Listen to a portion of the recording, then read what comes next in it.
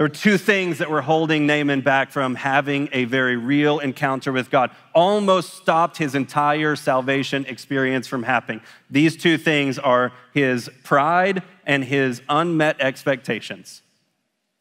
Pride, because he comes in and goes, do you know who I am?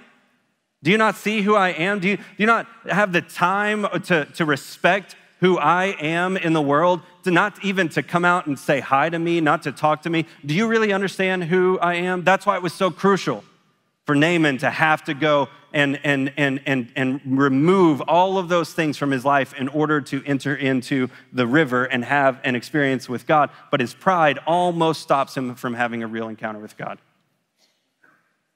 Maybe your next encounter with God is right on the other side of your pride. Maybe you knew the entire service that you were supposed to come forward for prayer, but you thought, I don't know what I want people to think about me if I do that. That's your pride stopping you from having an experience with God. His unmet expectations caused him to step back and say, you know what? I had it in my mind that God would be a certain way, that he would do a certain thing, that God would act a certain way, and because he didn't, then I'm not really interested in what he's got for me. How awful would it have been for Naaman to miss out on what he was about to experience if he just dropped his pride and his unmet expectations?